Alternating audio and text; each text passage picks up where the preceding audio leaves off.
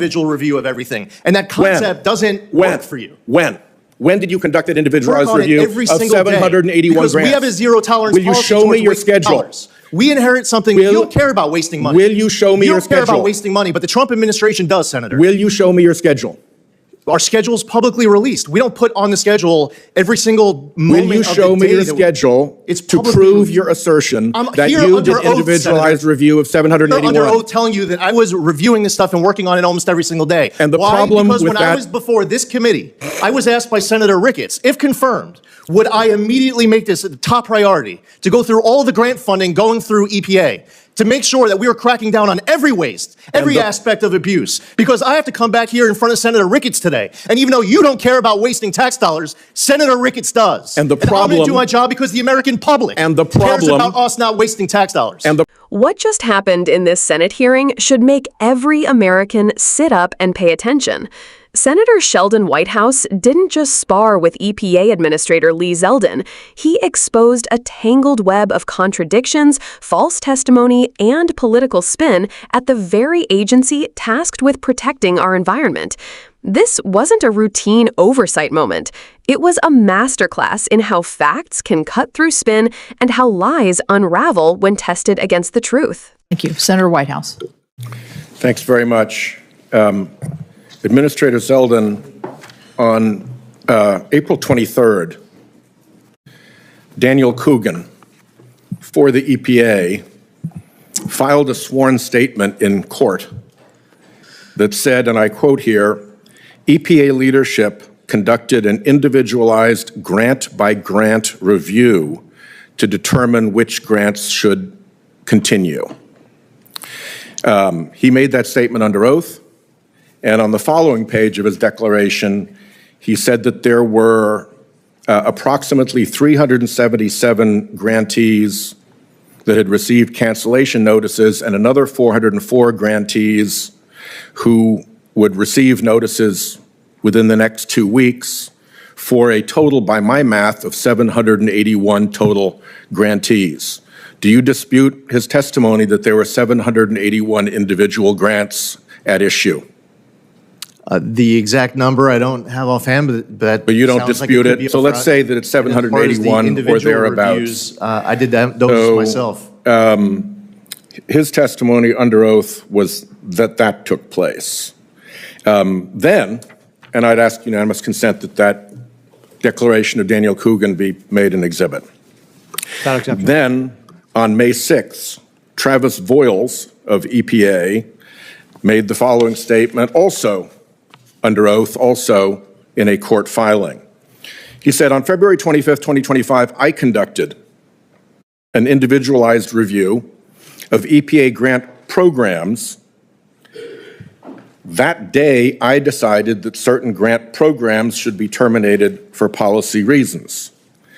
So there are three things about that Voiles statement that are noteworthy. First, the date. He said that he did this all on February 25th, which is interesting, because if he put in a 10-hour day, that's 600 minutes of time for 781 grant applications, which means he would have had to conclude his review of each of them in 45 seconds without even a bathroom break. The second thing about the statement is that he said, I conducted, not you conducted, Administrator Zeldin, not leadership conducted. He said he conducted, and he said that under oath. The third thing that was interesting is that he dropped in a weasel word, programs. He didn't say individualized review of grants. He said individualized review of grant programs. Mr. Zeldin, is there a difference between a grant and a grant program? Well, you have individual grants inside of a grant program. And you could have dozens or even hundreds of individual grants inside of a grant program, correct? I know for a fact that Travis Voiles individually reviewed every single grant individually, and I know that I've reviewed every single grant individually, and I also know that is Travis not what the sworn testimony indicates. Let me reclaim my time here. But the fact on is, May 16th, we both individually reviewed all of the grants, and I know that he was working on it every single day, not just on one day. Well, that's not what his sworn testimony was. And on May 16th, DOJ career lawyers who are under an obligation of candor to the tribunal, upon which their right to practice law depends, filed a pleading in federal court that conceded that you had not done individualized grant-by-grant reviews. They were not contesting that APA failed to do an individualized review. In court, they admitted, in fact, their language is, defendants do not contest judgment on the merits of plaintiffs' APA claims. I'd ask that the reply be put into the record, that the Voiles declaration be put into the record, and that an inside EPA news report that discusses that court proceeding be put into the record. Without objection. And then yesterday, you stated during your House E&C hearing that you personally reviewed all these grants. Here's what you said. I was the one who made the decision. And I made the decision after doing individual review. I personally reviewed every single grant that I canceled. Now, you guys are going to have to start getting your stories straight, because there are three completely different statements, and they cannot all be true. It cannot be that Voiles personally himself conducted the review of 781. He did. And that Coogan saw to it that it was individually done. Others did. It's a crazy concept, Senator, but maybe more than one person was individually reviewing these grants. Maybe they were working on it for more than one day, Senator. Have you thought about that concept? What about the fact that their testimony is that they did it all on one day? No, I do not. Every single time. I do not agree with that, Administrator. Senator. He swore in court that he did it on one day. So you can't now come in and say that that's false. You make a decision on a day after you work on it, busting your ass for a while to get all of your ducks lined up. That's not what he said. To do all the research, to ask questions, to make sure you're making responsible decisions. None of that is what he said. Because you're not worried that there's going to be some ranking member at the Senate committee who doesn't care about the facts. None of that is what he said. I'm using the facts as your employees I stated them. I conducted an individual review of everything, and that concept doesn't work for you. When did you conduct that individualized review of 781 because grants? We have a zero tolerance policy. Will you show me your schedule? We inherit something. You don't care about wasting money. Will you show me your schedule? You don't care about wasting money, but the Trump administration does, Senator. Will you show me your schedule? Our schedule's publicly released. We don't put on the schedule every single moment of the day. Will you show me your schedule to prove your assertion that you did individualized review of 781? I'm under oath telling you that I was reviewing this stuff and working on it almost every single day. And the problem with that... Because when I was before this committee, I was asked by Senator Ricketts, if confirmed, would I immediately make this a top priority to go through all the grant funding going through EPA, to make sure that we are cracking down on every waste, every aspect of abuse. Because I have to come back here in front of Senator Ricketts today. And even though you don't care about wasting tax dollars, Senator Ricketts does. And the problem... I'm going to do my job because the American public cares about us not wasting tax dollars. And the problem with your assertion here today is that it is belied by your own employees' sworn statements in court and by the decision of the Department of Justice to admit that what you say isn't true. You're not grasping the fact that we would have multiple employees looking at these grants. That concept just escapes you like that's even a possibility. The only thing about that is that that's not true. You don't care about 99% of this story. That's not true according to your own employees' You're not grasping testimony. I don't know what to say to you. You're insisting on the fact. I'm insisting on the facts. That's exactly what I'm insisting on.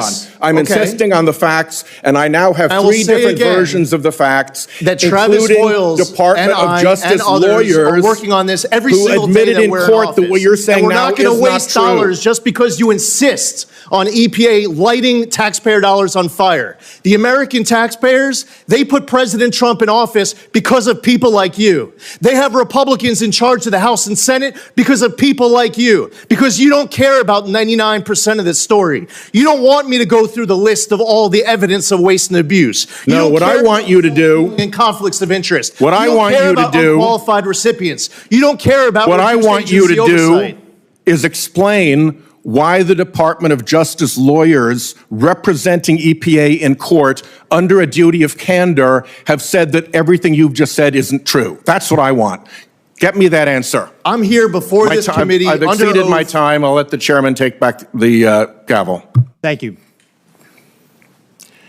All right. Well, we seem to have a little bit of a disagreement. Perhaps we can work on this in the future about the difference between the discrepancy here. Does that sound fair? Absolutely. I think getting to the basis and the bottom of this dispute is very important, and the facts actually matter here. All right. What Senator Sheldon Whitehouse did here was more than just confront an EPA administrator. He pulled back the curtain on how political appointees in the Trump orbit play games with the truth and how that damages trust in government itself. Let's really unpack what's happening. Whitehouse carefully walked through sworn testimony given in federal court. These weren't off-the-cuff comments. These were legal declarations, statements that carry the weight of perjury if they're knowingly false. First, one EPA official swears that every single one of the 781 grants went through an individualized review. Now pause for a moment. Imagine what it would take to fairly evaluate nearly 800 grant applications in a single day. These are not one-page forms. They're often detailed, highly technical, and require careful scrutiny. Whitehouse does the math. If you worked 10 hours straight with no breaks, that means spending about 45 seconds per grant. That's not review, that's rubber stamping. Then comes the second sworn statement, which doesn't match the first. This time, the story shifts. Another official says that he personally did the review. Then, Administrator Zeldin himself testifies that he personally reviewed every single grant. But when the Department of Justice's career lawyers, people whose professional standing depends on truthfulness before the court, step in, they essentially admit none of those claims were true. They concede the EPA had not done the individualized reviews it claimed. This isn't just about paperwork, it's about honesty in government. If officials are willing to twist themselves into knots to produce 3 different contradictory stories under oath, then what does that say about the integrity of the decisions they're making? These aren't just bureaucratic squabbles. These grants often fund real work in communities, clean water projects, environmental justice initiatives, health research. When they're slashed or misrepresented, it's not just an accounting trick. It's families living with polluted air. It's communities denied resources to fix lead pipes. It's frontline towns left more vulnerable to flooding, fires, and toxic waste. Whitehouse's frustration here isn't partisan theatrics. He's pointing to something fundamental. Democracy depends on truth-telling. When public officials give sworn testimony, the public has to be able to trust it. Otherwise, hearings, oversight, and even the law itself collapse into theater. That's why this clash matters, not just as a gotcha moment, but as a window into how political appointees under Trump have treated the EPA like a partisan battlefield rather than a public service agency. And look at how Zeldin responds when pressed. Instead of addressing the contradictions head-on, he pivots to political talking points about waste and abuse, as though the issue is whether Democrats care about taxpayer money. But notice what Whitehouse does. He refuses to be distracted by the spin. He comes back again and again to the sworn testimony, to the legal filings, to the documented facts.